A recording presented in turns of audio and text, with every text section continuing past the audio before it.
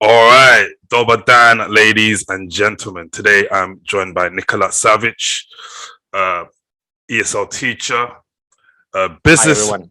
business owner also. And for those who don't know about you, give a little bit more of a deeper introduction and tell us a little bit about what you do.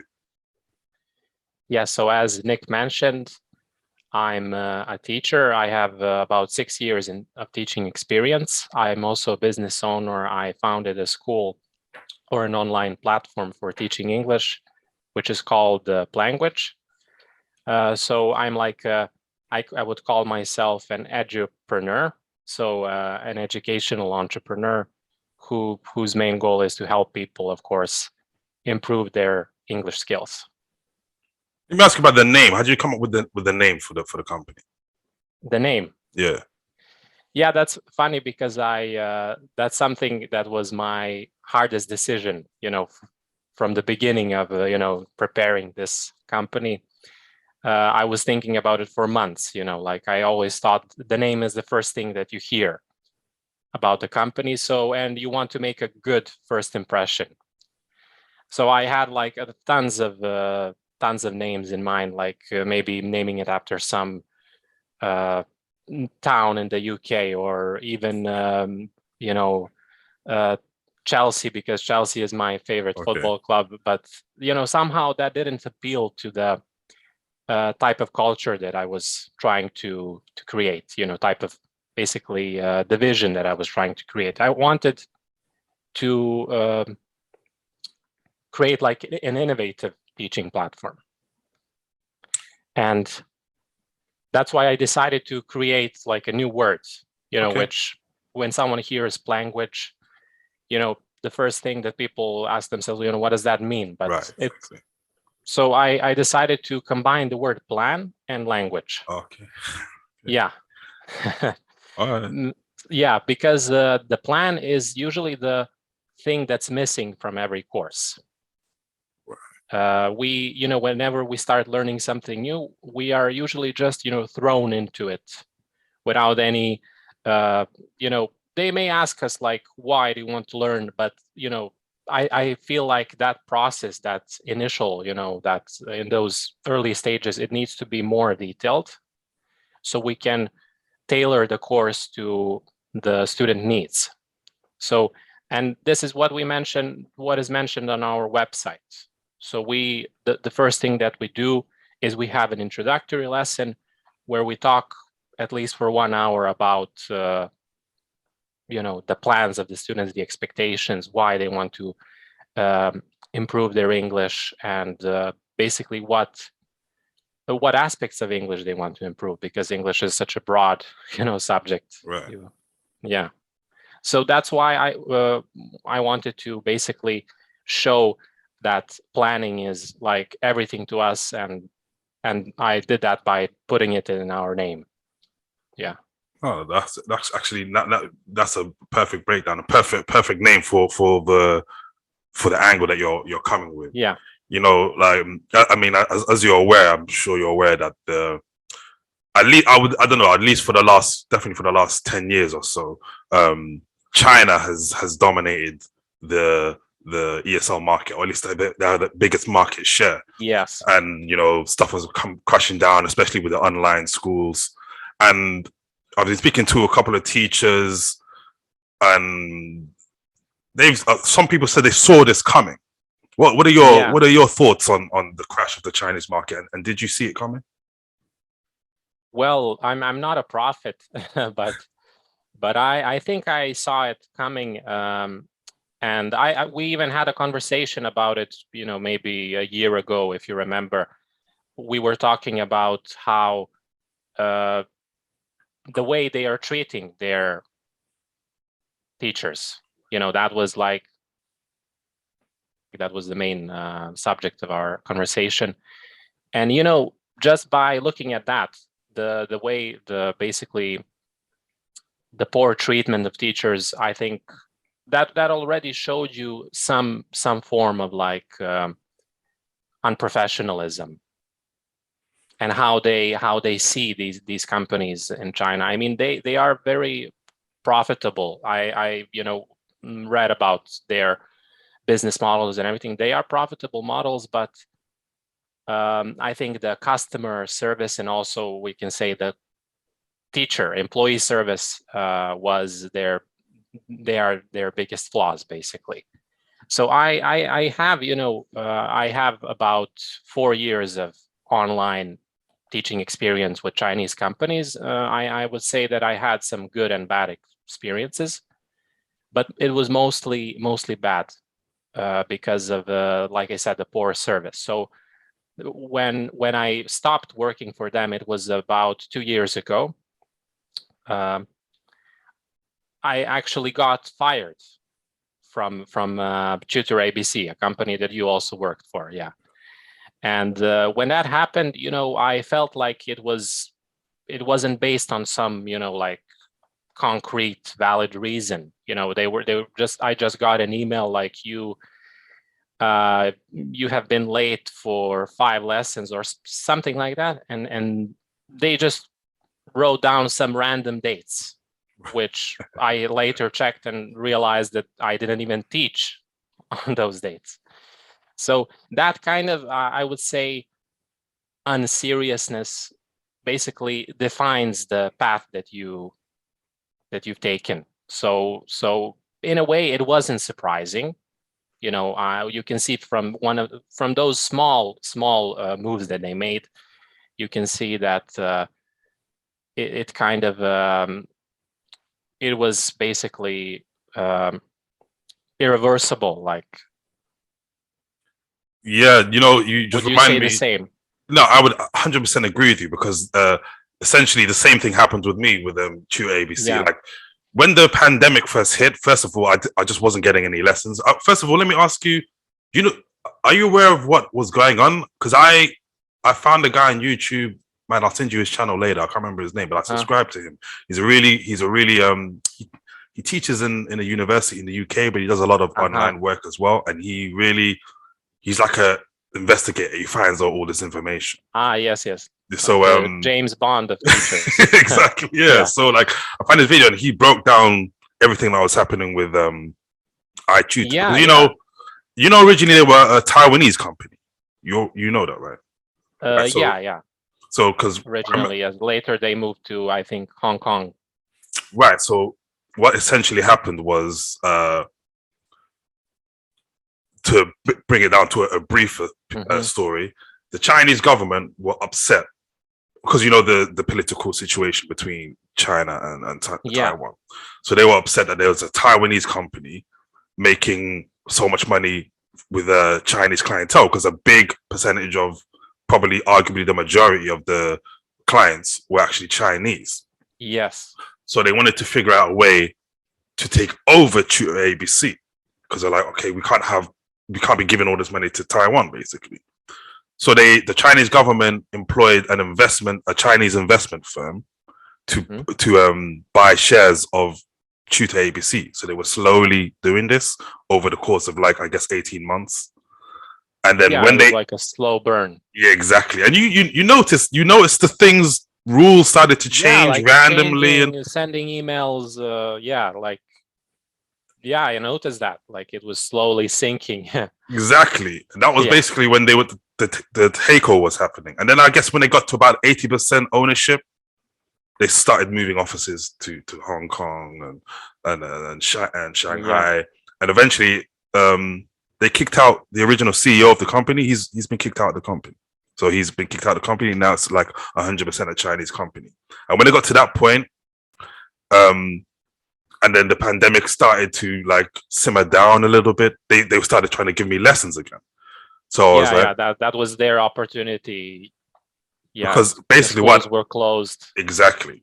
And what they had tried to do during the pandemic was, okay, let's get rid of as much as, especially native speakers who are earning too much, and anyone else actually who gets a lot of classes. Let's get rid of them and just give people who are desperate for work, essentially, horrible contracts, because they'll do it.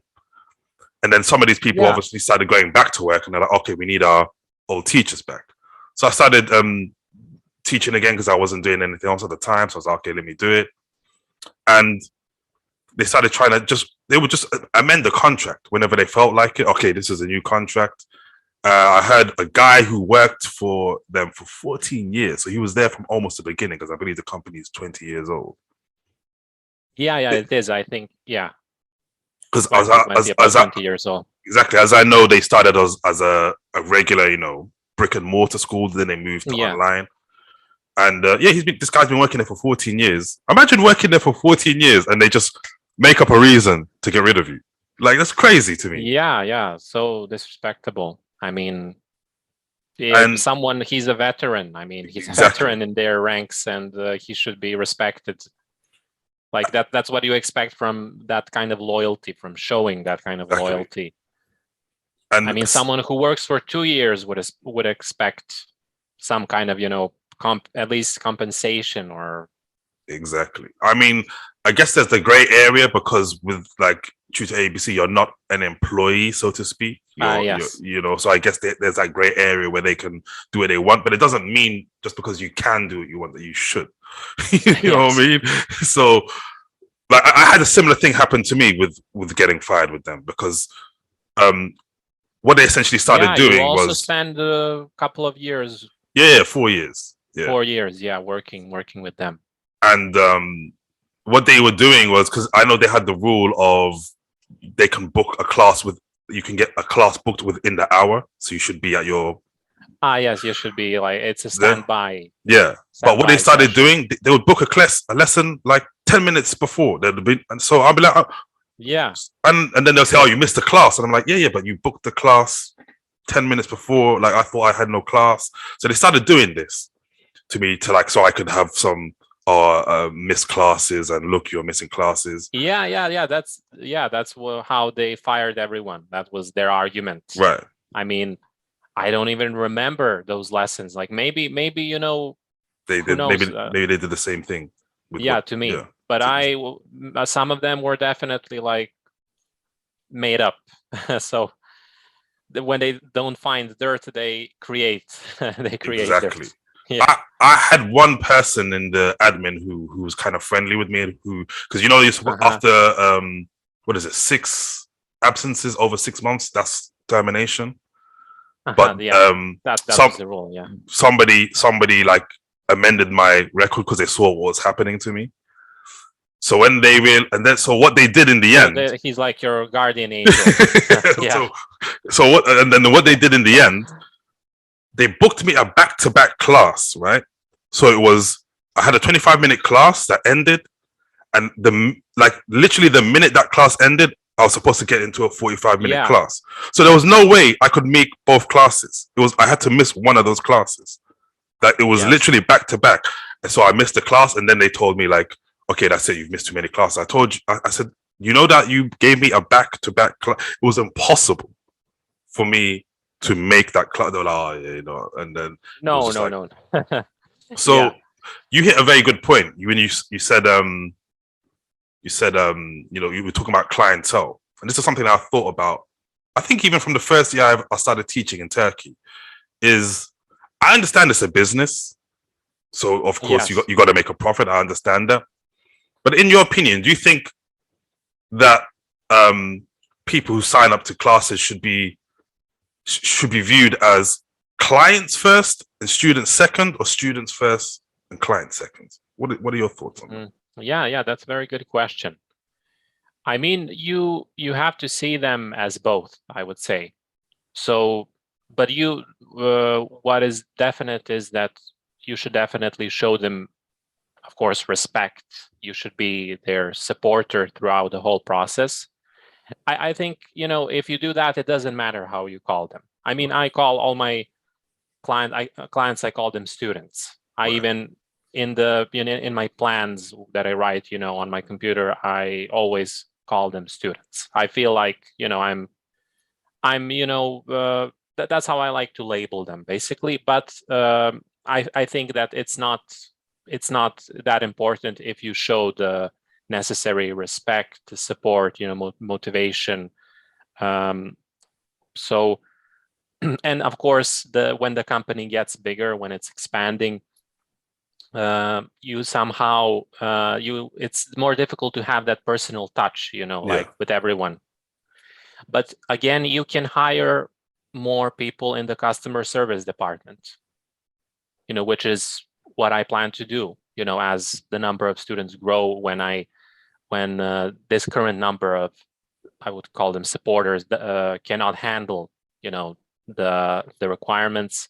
You can always hire more people, and then you have for each person, I don't know, 5 to 10 students that they need to take care of basically during the whole process of learning. So that's something that I didn't see in Tutor ABC. I mean, we can also argue that we are the clients of Tutor ABC. We also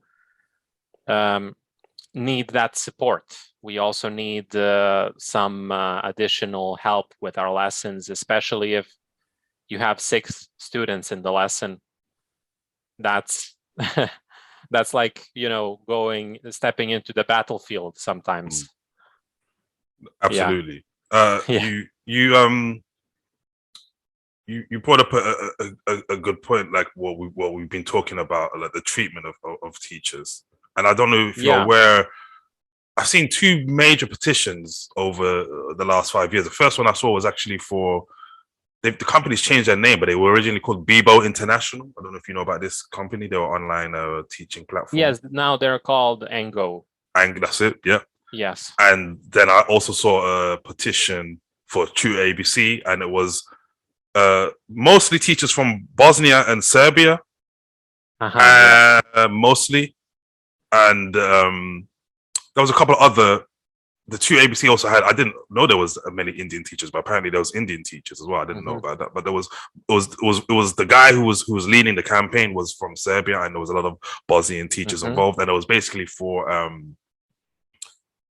fairer pay, essentially. Because I mean, I remember when we met in Belgrade, and I remember, I think you were getting almost like half of what they were paying, maybe a bit less.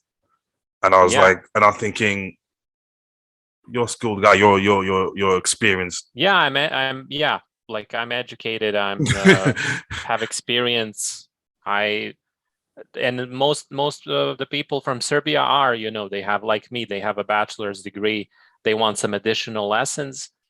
The quality is the same, basically, whether you teach in Serbia or England. Of course, I would always say that maybe we have a slight advantage because all of us had to learn it, like as a second language. So that, but of course, you are a native speaker, so you know the true phrases and idioms and everything that's maybe someone in Serbia is missing. So we have, these advantages each side. But we definitely deserve equal pay because the quality is at the same level. You've just made the point that I wanted to make, which is perfect. Yeah. Because a lot of these companies, they have this idea that being a native speaker is the gold standard, and it's like no. Yes. There are pros to being a native speaker, of course, that natural fluidity of speech and whatnot. But there are many advantages to being a non-native because you learn the mechanics of the language so finely that it's just in your mind. Like, to be honest with you, before I started teaching, there's so many things that I didn't know. Because first of all, in the UK, they don't even teach you to us in school. A lot of people tell me, oh, you're a native speaker. How didn't you know what present perfect was before you started teaching? Oh, they don't teach us that because we just learn by repetition, and you got it. Yeah, I actually have an anecdote about that's relevant to this situation. So when I went to Middlesex University in London, for my student exchange program, I was in the lesson with, my class was like, there were about 20 people, and 15 of them were, English. And when the teacher asked, like, what is the past perfect, I was the only one who knew what it was actually, and that was like, it was surprising to me back then. But now I realize that, like we in Serbian don't know all of our tenses, and we have, a lot of them. So it's the same basically, because this is first language learning. It's Right. much more different. There's more like the acquisition of the language is easier because you do it, from an early age. Whereas with second language learning, you really have to like go into detail in the beginning, and then you have to, and later in life, you don't have as much time as you do as when you're a baby or a 1-year-old. So you need to invest more time.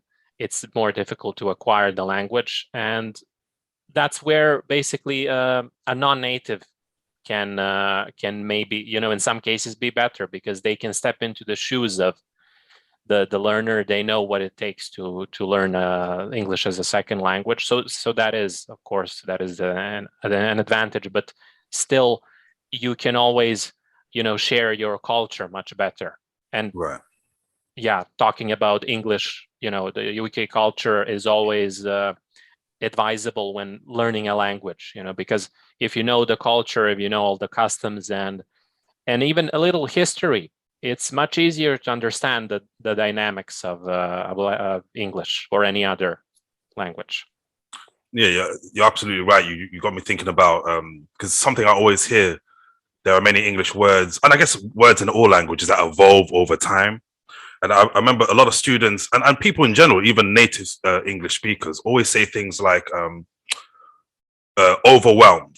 They're like, you saw my status, that's my status about that on Facebook. People, um, how come you can be overwhelmed, but you're never just whelmed? That doesn't make sense. And but when you go into the history of how it became overwhelmed, it makes perfect sense.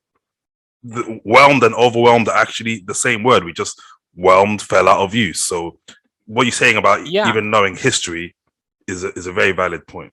Yeah, and it's interesting how the origins, like your example, that's the origin of a word and how it changes throughout history, how it evolves. The one very interesting thing that I learned at Middlesex University was that regular verbs are actually irregular, because back then, like in ancient times, maybe, not in ancient times, but a bit later, when English was starting to develop, you had a lot of these, we call them today irregular verbs. Right. And whenever someone came to England, they couldn't memorize all of them, so they just started adding ed to make it easier for them to remember. Like ed means it's in the past. So actually all of these verbs that we call today irregular are actually the regular, real verbs. Okay, I didn't actually know that. Yeah. Okay, that's amazing. So like my mind was blown. You spend like so many years like learning irregular, but they are actually the standard.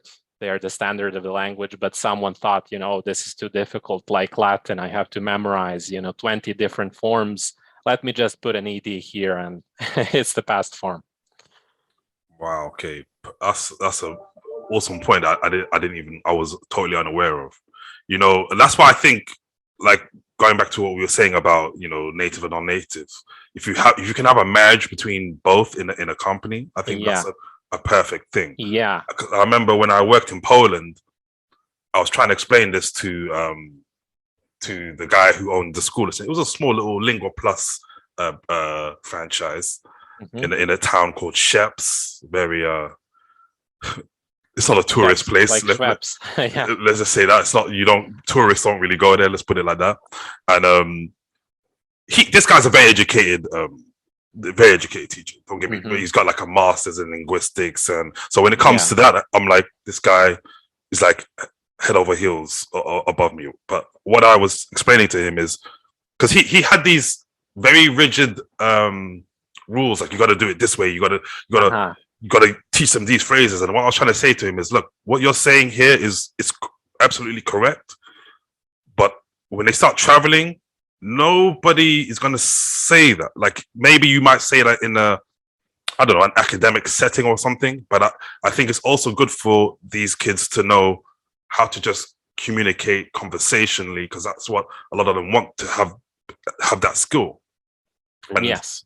and he was like, no, this is the way you got to do it. And so I felt like, okay, so why am I? Because he every year up until now, I saw an advertisement. He put up advertisement on because I got my TEFL certificate with TEFL England and now called TEFL Org, and he put up advertisement there this year. So he goes through teachers every 6 months basically, and he always makes this push to get native speakers. I want native speakers, but then he doesn't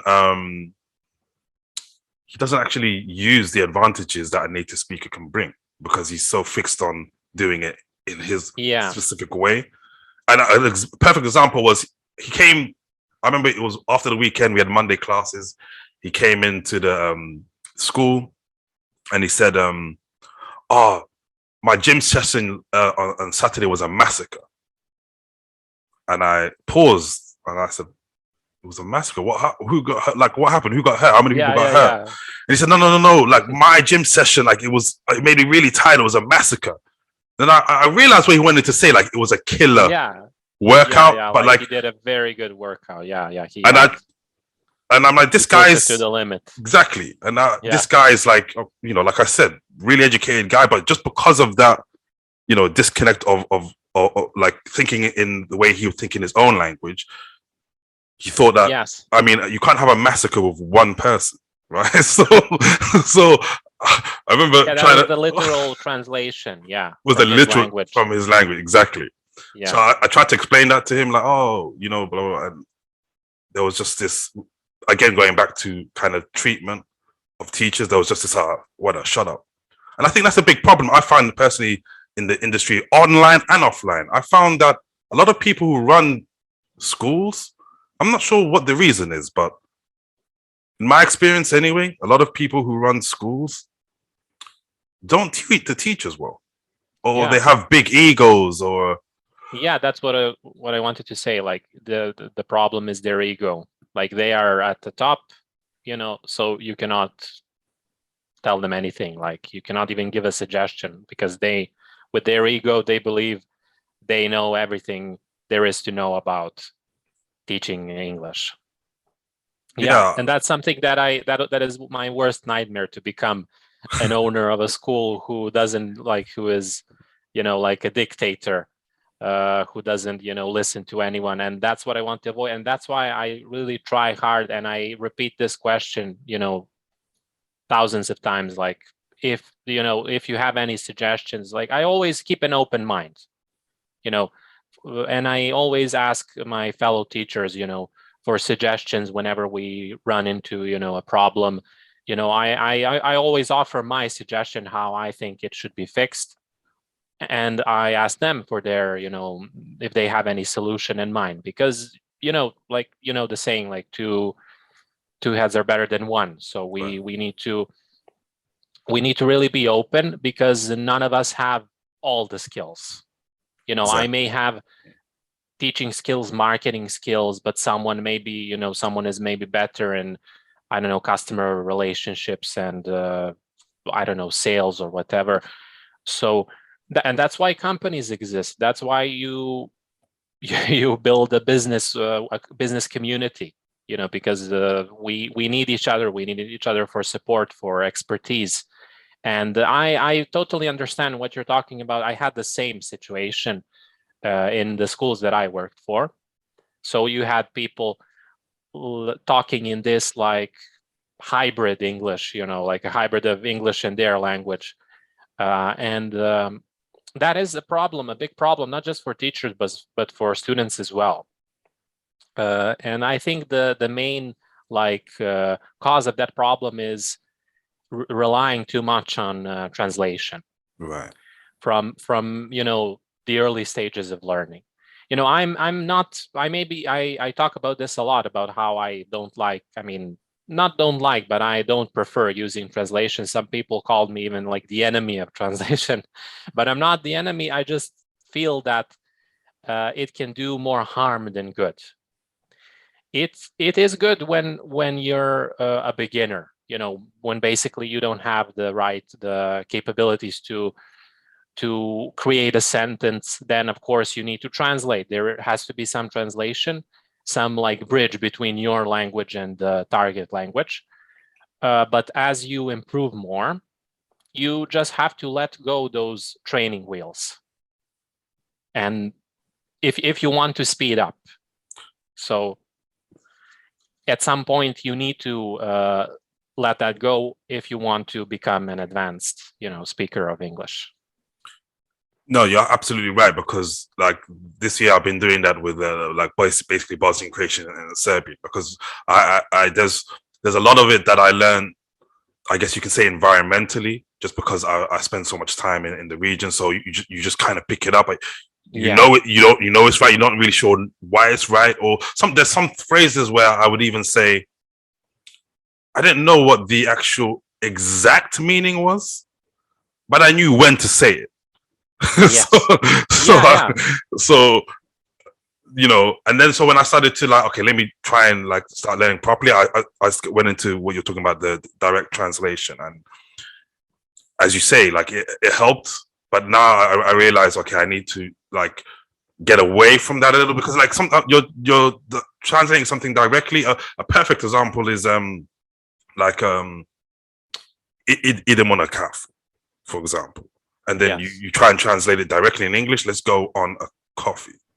Yeah, it's like, well, we're gonna go and you're on imagining someone jumping into a giant cup of coffee. Yeah.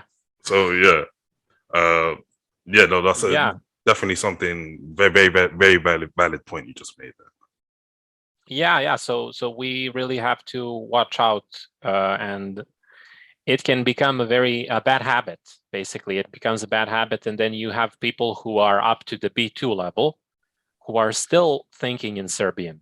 They're still translating in their head. You have this, like I call it, a double conversion. Like you lose money when you have the double conversion. You lose time when you translate in your head, and then you're like they're frozen, and your co-speaker is just looking at you. Is this guy okay? So we really need to let go of that translation and just try to think in English, the natural way. The natural way. And also, whenever, I always say this to my teachers, whenever you want to see if the student understands something, don't ask them, do you understand this? Ask them a question. If you want to check their knowledge in the present simple, ask them a question in the present simple. Right. Or doesn't matter what tense it is, present perfect, whatever. And then by asking them and seeing that they can answer, they can use that, grammar construction. So I feel like learning today is evolving for the better, because people are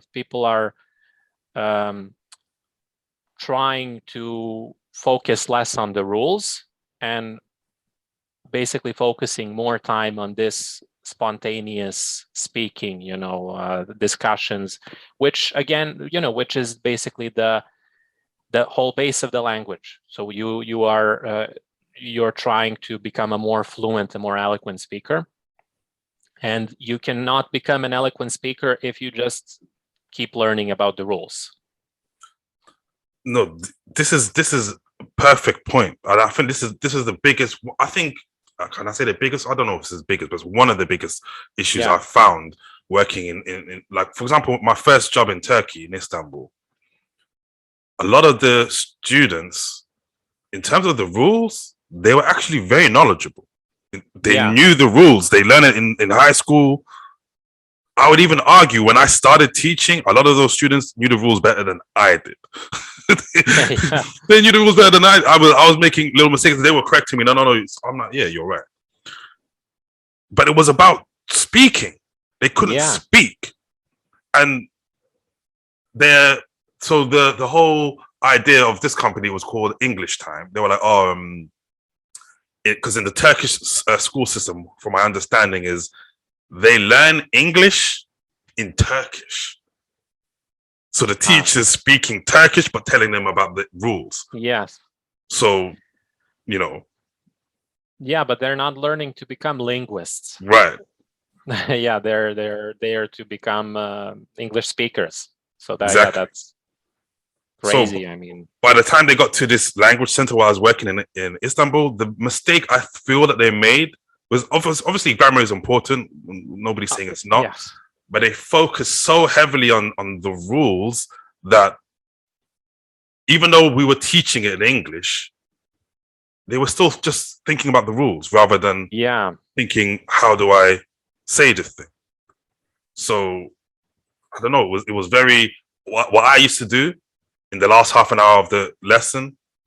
I should just tell everyone, okay, close your books. I'm going to tell you how we speak in England. Yeah. And in that moment, every student took out, they had a notebook and I'd never seen them write so many notes in my life until that last part of the lesson where I say, okay, I'm just going to tell you how we speak. Okay, give me your notebooks. Yeah, give me everything. Yeah. So, yeah. Yeah. I mean, that's like, I would say, the traditional and outdated, um, basically, way of learning. There's this, there are, of course, various methods of learning. There is like the grammar translation method, which some people are using today, but not too many people know that method is even, I think, about 2,000 years old. So That's explain that to how me a bit.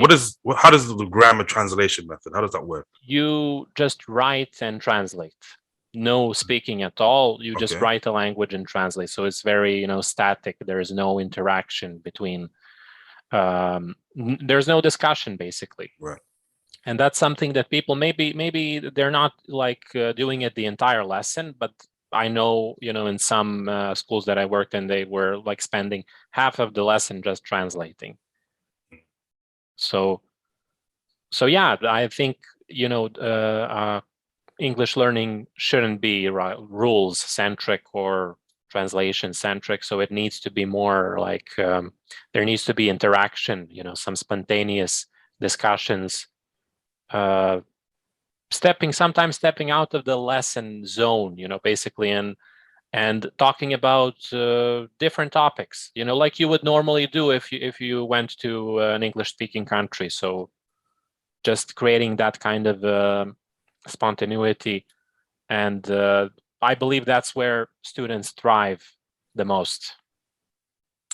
I 100% agree with you because Yeah. you just reminded me of a situation in one of my classes in Istanbul where um, I could see we were preparing for I guess it was an exam, and I could see everybody was at the last 40 minutes of the class because basically how the setup was there was you had one class in the morning, which was basically 2 hours. So you have 50 minutes, a 10-minute break, and then another 50 minutes. And then you have a class in the evening, which is 3 sets of 50 minutes. So like, these are quite long classes, man. And it was the last section of the class. They came back after a 10-minute break. We had the last 50 minutes, and they were just, I could see their faces like, oh man, like Yeah. they're finished. And I looked out the window, and there's a restaurant across the street. And I just said, okay, man, everyone looks tired, everyone looks thirsty, hungry, like who wants to eat something? And they're like, yeah. I said, okay, we're gonna go to the restaurant across the street. We can go there as long as everybody talks in English. And when you order your thing, you tell me what your order is in English. Then we can go. And we went over there, and like the conversation was boom, boom, boom. Everybody was talking, and I remember I got in trouble for that. I got an email the following Monday, like you cannot take students outside of the classroom without prior. And I understand. Letters, yeah. I understand all of that, but at the same time, it was but the impact that you made, exactly. I think that impression that you made will last, for a long time. And then you have to feel the room. That's what you did. You basically saw there's no point in continuing this torture. Like you are just adding your, hitting the nail on the coffin, and and it's better to do something else, like to do something, at least go for a walk to the restaurant and change the location. I think That was a wise move. And what was the result of that lesson? Did they learn? Did they? Yeah, there was so How many did they things. feel? Yeah, you saw the whole energy changed. There Yeah, were so many things that they suddenly, when I said something like, "Oh, why did you say it like that?" They would actually ask more questions. Well, okay, why did you say it like that? And then you explain it, and they're like, "Okay, now I understand that." Now that we're, or sometimes they yeah, would just understand it because we're saying the thing in the actual setting that we're talking about, so they would get it straight away. You yes, know, yeah. The real life example. exactly. Yeah, I just like sometimes I think we're on the same thinking with it, but I think that kind of, you know, fluidity of thinking could be very useful with a lot of these companies just very rigid, like this is what we're going to do. Yeah, And like some of the materials are even boring, to be honest with you. So it's yeah. Especially, yeah, the material that we had at Tutor ABC. I mean, it was so terrible and like disorganized. It wasn't at all like it. The biggest flaw was that it couldn't create a discussion. You had these questions which you can only answer with yes, no, maybe. So it's the material, of course, is what like a conversation starter. yeah, So you use that to create a very rich discussion, and the topics need to be relevant. A lot of the schools today use some outdated material, where they talk about fax machines and CDs, which are now extinct, basically. So yeah, and also we have to use the right material. Like for example, business English courses. We use a book called Market Leader because it's a perfect like mixture of English and business. It was written by experts from the business world who are also English teachers, and you can really see how they blended all these skills, business skills that a company worker needs, and also the right phrases, the right professionalism, how you can use modals to be more polite, how you can how to deal with some tricky situations. So yeah, the material is essential for the course. You have the plan, you have the material, and of course the approach, the teacher's approach. let me ask you, do you have any teaching certification outside of your what did you study at university? Yeah, I have a bachelor's degree in English culture, literature, and Yeah. language. And Yeah, is it also, do you also have a general teaching certification, or I have a you have TEFL TEFL? certificate. Yeah, Because I also have. go ahead. Yeah, yeah. I mean, I've done IELTS. I've done a couple of these other, but those are more for a learner certificate. Yeah, but the teaching certificate, I have the TEFL, and I also did the 1-year program at the Middlesex University, also for teaching. Oh, okay, Teaching. so you did do that. Okay, But that was during my like main studies at the right. University of Belgrade. That was a student exchange program. Yeah. Okay, because like and what the so what you did at Middlesex University? What was the name of the course? Uh, it was named BA English, so Bachelor's of Oh, back. Arts. Okay, But it was I had subjects such as teaching English, also writing, literature. So basically everything relevant to English. because a lot of the talk from, well, teachers in England anyway is because I don't even remember the name of the actual certification, but there's a general teaching certification that you need in order to Yeah. teach in high schools and whatnot. Yes. Yeah. There And is. Yeah. Everyone needs to have that. right, and obviously in the TEFL industry, I mean, a lot of people don't have that. They have whatever they studied, and they have the TEFL certification. Yeah.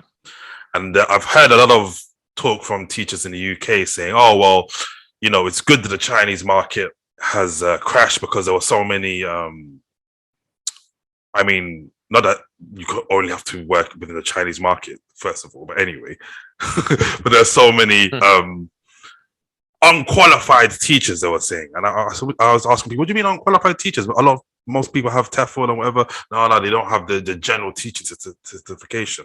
What are your views on that? Do you think that in order to be a TEFL teacher, you should also have a general teaching certification? Or Well, I feel like at the end of the day, a certificate is just a piece of paper, or in some cases, an e-document. So what matters most is your teaching expertise, like your basically the skills that you have that can bring results for the student. So I began teaching in the first year of my university days. I had very little experience, but of course I started at the bottom. I started with some very simple A1, A2 courses, and that's where I developed my teaching skills. Later on it became more complicated. I started teaching in business English courses. So you have to start somewhere. But a lot of these there is a portion of people who have these qualifications, like let's say they hold a degree in English philology, and they feel like, okay, now I'm done. I don't have to learn anything anymore. I have this paper on my wall, and that's it for me, folks. Like I'm an expert. But as a teacher, you have to learn throughout your whole life. The learning never ends. We are exactly. teachers, but we are also learners. And I feel like it doesn't matter if you, I mean, of course, it's great to have those certificates, and you probably learned a lot, in the process of attaining them. But it's much more important what you can do in practice. You have to put all that knowledge into practice. And if you can do that efficiently, then you will be able to pass on that knowledge to the learner, and then they can achieve their goals. So I really think that I don't judge people by by the certifications that they have. If you can show me that you are a good teacher, you are a good teacher. So you don't need to pull out like thousands of certificates to make me think you're a genius at teaching. No, that's a perfect point you made there, because I think there's often this conflation with um, having knowledge and um, being a good teacher, essentially. Like I remember um, in a few places when I first started teaching, I remember it took me a while to I mean, I was terrible at the beginning. I'll be honest, I was terrible. I was so nervous, and but once I'd say after 3 or 4 months, once I started to figure out what my style was, Yeah. Once you gain some experience and saw, through trial and error, what's good, what's bad. Exactly. It started to come together for me, and I realized a lot of the quote unquote more experienced teachers that I was working with in some of these language centers, let's just say they weren't as good as they thought they were. I'm not gonna say they were terrible teachers, but they weren't as good as they thought they were. I realized they were relying so much on, I studied this and this is the way that you do it, and that was their argument. Yeah, if they make a mistake, that's the worst thing they can do. Instead of admitting they made the mistake, they say, you cannot tell me that I have this certificate. Like that is my argument that debunks everything else. So yeah, I remember this one student this one student just before I left Turkey. She was teacher, she said, you're such a great teacher, you know everything. And I said, I don't know everything. I don't know. I just make sure I know what I need to teach before I have to teach it. I don't know everything. There were literally some lessons where, okay, we're doing this, and I'm like, oh, I can't. I'm a bit hazy on that. And I literally, a couple of days before I had that class, I went and read up, refreshed my mind about it. Yeah. And I went in and I taught it. I didn't actually know it perfectly, but I refreshed my mind on it. I went in, and I find a lot of I don't know if I could say a lot, but a significant amount of people who have the higher qualifications feel like they never need to learn more, like you said, or they feel like they don't need to brush up on anything. Like I have these Yeah, certifications, and like, as you said, I'm finished. I'm done. yeah, yeah. I'm done, and you know, there's this like paradox: the more you learn, the less you know, and I think that applies to this teaching. You know, the more you learn about teaching, you know, your basically your universe becomes bigger, it Right, yeah. expands, and if you know very little, then you think you know everything. So, so yeah, it's I mean, that is also a problem with their ego. You know, ego can be a problem for both the teacher and the student.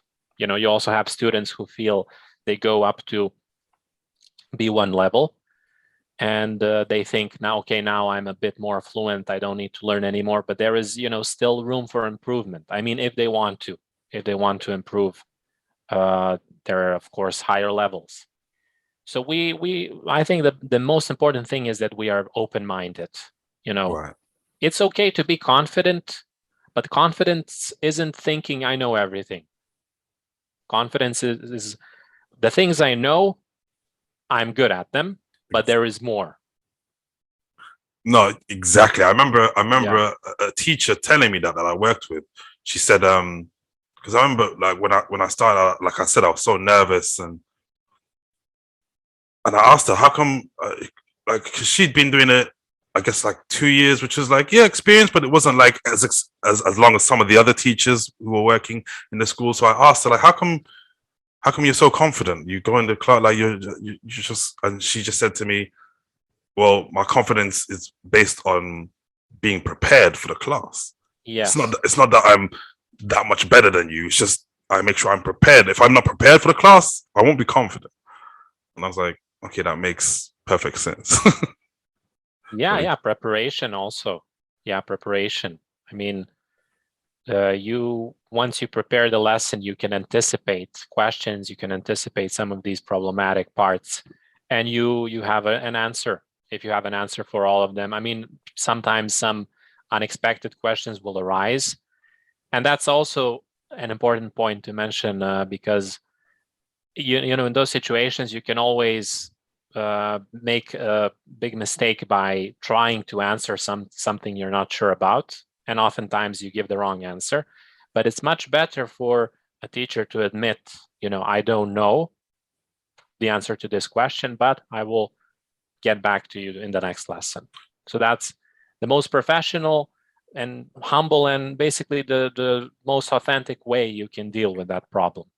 Just saying I don't know, because it's okay not to know. If we are afraid of making mistakes, then how can we expect from our students to be confident during the lesson? So the biggest one of the biggest fear is the fear of making mistakes, and it's the biggest one of the biggest limitations in the learning process. So we need to show the student that it's okay to make a mistake. We're not perfect, and there is always, you know, room for basically making errors, and it's okay. No, everyone will survive. no, I absolutely agree with you.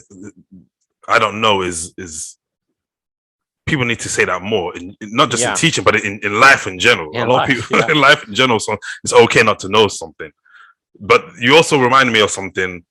A few times it happened to me. I remember where a student said a really unexpected question and something that I never actually thought about before. I remember this one particular time where I probably should have just said I don't know, and the student asked me, and I was there for like 30 seconds looking at the ground, like I've never thought about this before. mm, But actually, what happened in that moment, I started like the wheels started turning in my mind, and yeah, I figured it out. yeah, And I was like, "Oh, this is the reason." And I said it with so much excitement, and the student was like, "Why are you? What are you so excited about?" It's like because I just this question. You just taught me something. Basically, the student taught me yeah, something because they made me think about something that I never even thought about before. yeah. And that's the beauty of teaching. we learn, our students learn from us, but we also learn so much from them. They make us, think. They make us question a lot of things. And yeah, in that situation, so you see, you figured it out. But if you hadn't, figured it out, then the best thing you could do is just say, I don't know, and I don't want to give you the wrong answer. So let's talk about this next time. You see how that is like so much professionalism, and I think the students will, most of the students will have more respect for you if you say it like that and you do that. Yeah. So absolutely. Yeah. What would be your let's say top 2 or 3 things, tips or advices for pieces of advice, should I say? Yeah. Advices, pieces of advice for anybody getting into the ESL industry. Well, the first advice, maybe it's a little subjective, but you can come and work with us. Yeah, for our school, because we are looking for teachers, and you can see that what kind of teaching philosophy and what kind of treatment we offer. But aside from that, I would say choose a school where you will improve your skills, where you will be respected, where and try to choose the more innovative school. Because technology is pushing. We have the metaverse now, and that I'm excited to see how that will change education. And maybe in a few years we will be stepping into this virtual world, like in these virtual classrooms together, and you may see me or you, Nick, in a classroom as some avatar. Who knows? But to go back on topic, I would say just choose a place, a school, a platform, whatever, where you know you will become a better teacher. Because at the end of the day, that self and professional improvement is the most important thing. That was always my like main condition when choosing a job. Just find a place where you can, of course, earn money and become a better version of yourself on a professional and on a personal level. No, absolutely. I remember because I remember my mother asking me, because a lot of the earlier language centers I worked with, I think like the first 3 I didn't even complete the contracts. I left before, and my mom was asking me like, why'd you keep leaving these places? And I was like, especially some of them were paying pretty good as well. And I just said to her, well, it wasn't a good environment to work in. There was no room for self-improvement. Like I wasn't learning, or I wouldn't say I wasn't learning anything, but I wasn't learning as much as I could because of the limitations that was put on me. So yeah, I think that's perfect advice you gave there, actually. Yeah, you were ambitious, and you saw, and of course you're still ambitious, but you saw back then that this place couldn't provide you with the means to fulfill those ambitions. It was like, and that's I think the most important thing. So if you have the ambition to improve yourself, to keep learning, to discover new topics and subjects, then you should always, it's better to quit than to stay at a dead-end job where your skills aren't being used in the right way. Absolutely. All right. Well, before we wrap up, let people know like what you got going on, what kind of any projects you're working on, where people can find you, your company, and so forth. Yeah, so you can find us on our website, planguage.rs. I assume you will put this in the description, so so I don't have to spell it. Yeah, you don't. So yeah. You can also find me on Instagram. The page is called English with Nikola. So there I post a lot of useful advice for learning, for teaching, English. I would say that the word that would describe this page the most is motivational. So through my posts, I really try to motivate people to learn more and, of course, more efficiently. And at the moment, we have a lot of different courses. Our courses are mostly divided into business English, general English, and exam preparation. So if you want to improve your skills, you can find my email on our website, and also it will be in the description. And at the moment, so we are offering a special offer to Nick's fans. You will get a 10% discount on any course that you choose. Just when you send me the email, just mention that you are Nick's friend or fan, and you will definitely get the discount. And we also offer a free first lesson, and that's where we discuss, what are your goals, what do you want to achieve in the course, and that's where we make a very detailed plan that will ensure, your course is successful in the end. All right, perfect. Well, Nikola, it was a pleasure. Thank you for your time.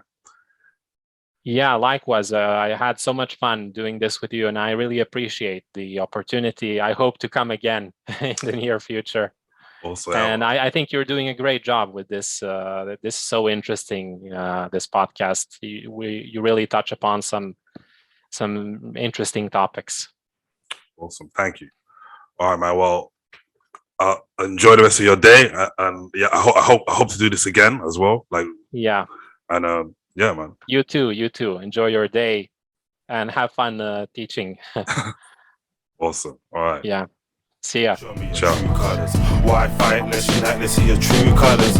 Whether it's dark or light, let's see your true colors. The black and white, they ain't even true colors.